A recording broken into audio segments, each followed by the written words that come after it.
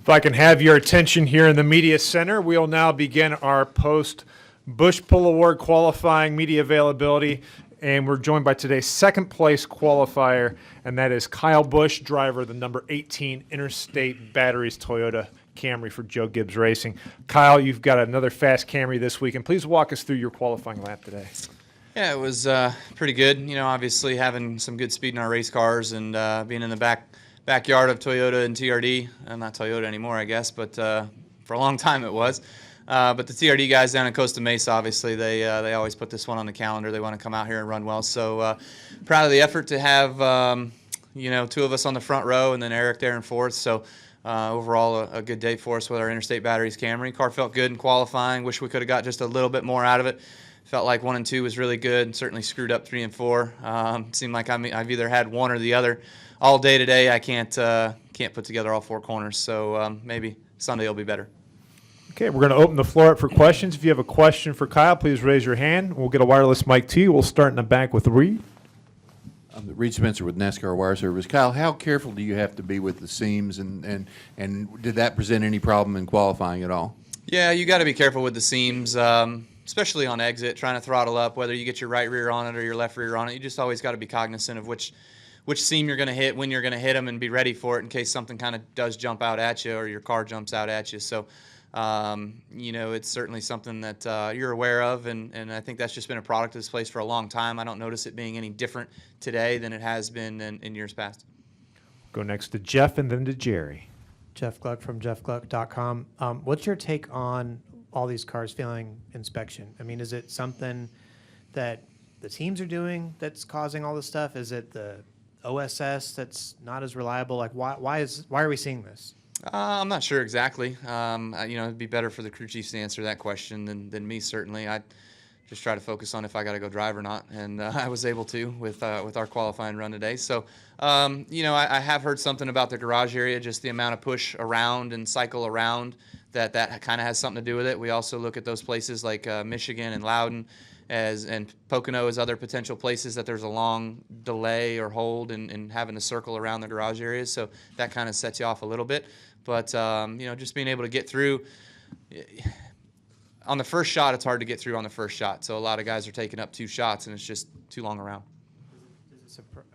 Does it surprise you to see that happen? Or did you expect it here? No, I mean, I think you especially expected it in Atlanta, and I wouldn't say that California is a place to not expect it. So, I would think that it's not out of the ordinary for coming to a place like this here with the speeds being so high and it being so meaningful to get all you can get through the OSS.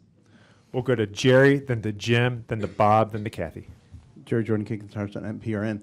I want to go on a little different subject with the grassroots racing initiatives that has been talked about, and you're big on building young drivers. But there's been some discussion about whether show money, if a driver's wanting to, say that they're going to help the sport or try to, go down and race in these lower tier series, should they accept show money or should they require show money to do that, or should you just show up and race?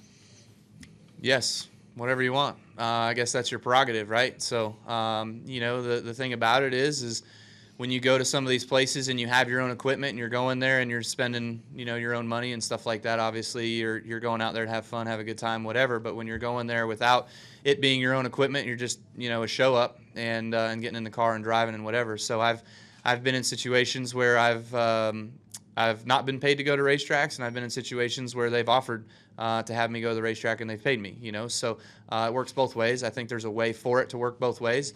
It obviously depends on what you sell them within the package of whether or not you're going to get paid to go or not get paid to go, depending on what you're going to do for them in return. Go to Jim, Bob, Kathy, and Chris. JimMutterMotorsport.com. Back to Gluck's question.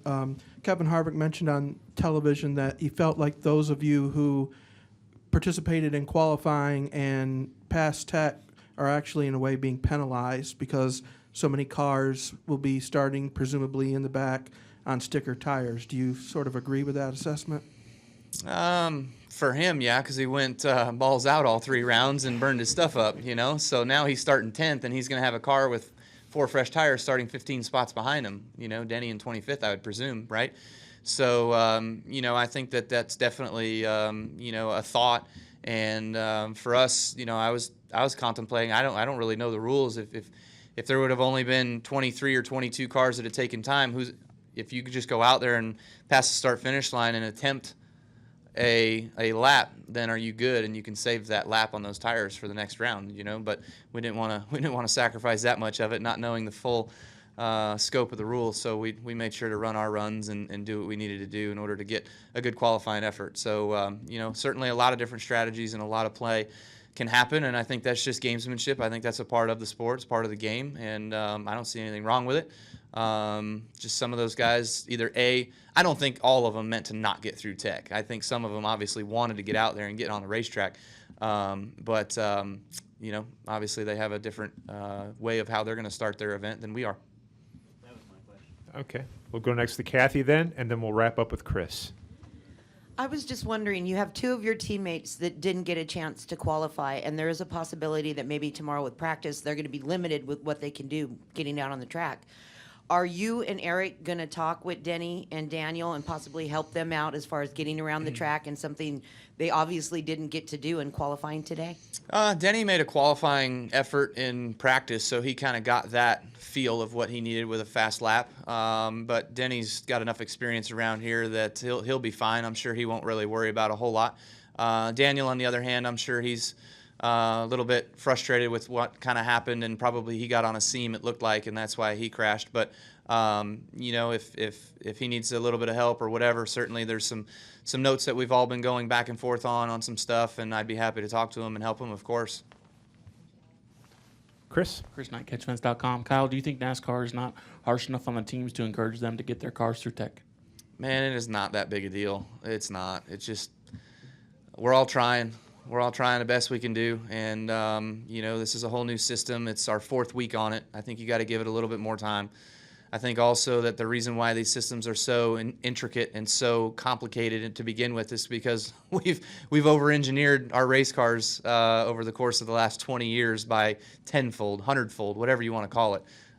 So it's certainly just the grounds of trying to keep everybody equal, you know, and NASCAR's doing what they need to be doing, and we're all doing what we need to be doing, and there's going to be times where our line is past their line of what they want to allow through, and I think that's just natural, you know, and there's got to be more leniency, I think, from this room. Well, Kyle, thanks for taking the time to join us. Good luck on Sunday. All right, thanks. If I could have your attention here in the Media Center, we are now joined by the Busch Pole Award winner, the first Busch Pole Award winner of 2018, Martin Truex Jr., driver of the number 78 5-Hour Energy Bass Pro Shops Toyota for Furniture Row Racing. How much of a source of pride is that, Martin, to be able to take home that first Busch Pole Award? It's definitely cool, you know, to see them back on the award and just to know the history behind it. And, you know, when I first started racing, you know, in NASCAR, you know, running the Busch North Series and winning my first big pole award was sponsored by Busch then as well. So definitely cool and feels good to kind of have that throwback feel, and excited to get the first one when they came back. So just thanks for you know, them partnering up with NASCAR and sponsoring this award again. It's exciting. Okay, we're going to open the floor up for questions. If you have a question, please raise your hand. We'll get a wireless microphone to you. We'll start with Dominic and then go to Wolfgang. Dominic Ottagon with the Racing Experts and ESPN Albuquerque. Just walk us through practice and qualifying. How confident were you guys that you could sit on the pole today? I felt really good after practice about our chances. You know, we opted to stay on one set of tires the whole practice and ran our fastest lap on scuffs, and that put us 7th overall. And you know, some guys put on tires late in practice and went a little bit quicker than that. But I felt like that was a big advantage for us. We ran the fastest lap of anyone on scuff tires, and felt like that would be, you know, would bode well for us in qualifying. So really just had to put it all together. You know, second round, I slipped a little bit, got on that seam in 1 and 2 where I didn't want to, and lost a bunch of time, and had to kind of make an adjustment in the third round on the car, and as well as the way I had to drive the car to hit my marks, and was able to just put it all together. So not a perfect lap by any means, but we did what we had to do today. We'll go next to Wolfgang, then to Jeff. Yeah, Martin, first of all, congratulations for the pole. Thank you. I have a little technical question. I mean, how does the weather affect the setup of the car? I mean, I would say as a non-technician, in cold weather, the setup is different than under hot weather. I'd say it's probably not much different, but I think the tire wear, the fall off, and you know, the there's definitely more grip in the racetrack, so it makes it a little bit easier, I would say, to get your car balanced. It's still going to be a huge challenge when we get in race trim because it wears the tires out so bad here. So I think we'll still have a certain similar situation. It'll be a little bit more grip taken off, and you have to kind of build a little bit more takeoff speed in your car, I think, for those late race cautions. So we'll just see how it plays out, but generally I would say that the setup doesn't change a whole lot. Jeff? Jeff Gluck from jeffgluck.com. What's your take on all these cars failing inspection? Why do we keep seeing this? What's happening? Can you explain it? Honestly, I don't know really what happened today, what guys were fighting, if it was a certain area. I know for us in the past, sometimes it's, I think the biggest issue is usually the LIS, measuring the rear toe. I mean, it seems like you go across there 4 times, you get 4 different numbers. So, I mean, I think for the crew chiefs, it's a difficult situation to be in. Nobody goes into tech expecting to fail or trying to fail, and sometimes you just get caught off guard. So I think, our number popped up at Atlanta, and, we were like, well, how did this happen? It's obviously on us because we failed.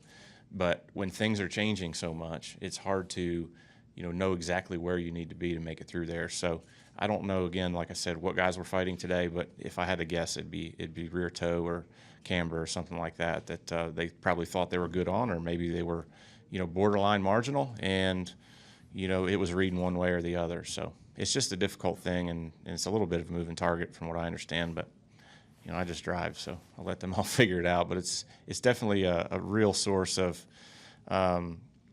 frustration and just nerves. I mean, I think every time you're getting ready to go across there, you got your fingers and your toes crossed, hoping it makes it. So yeah, everybody deals with it the same, I guess. But it's a tough situation sometimes. Go to the back to Reed. Reed Spencer with NASCAR Wire Service. The guys 25th on back who didn't make it through tech are going to start on sticker tires. How big an advantage is that in terms of speed, and is it a reasonable trade-off, or would you rather be up front on scuffs? It's a huge advantage on that first run, especially if it goes long. In my mind, if you're not probably in the top 4, you were probably better off being 25th. I mean, it's going to be a big deal. So, for us, hopefully we can get out front and get a big lead earlier, get some clean air, kind of get separated, because the field generally separates pretty big here. I know at Atlanta that we started on stickers, and I mean, it was like a video game in those first 5 laps, because you had so much more grip than everybody else. So we'll see how it plays out. It's going to be, for sure, it's going to be interesting. There's going to be a lot of guys blasting up through the field early on. Any additional questions for Martin Truex Jr.? Martin, congratulations on the first Busch Pole Award of 2018, and good luck on Thank you, Sunday. guys. Appreciate it.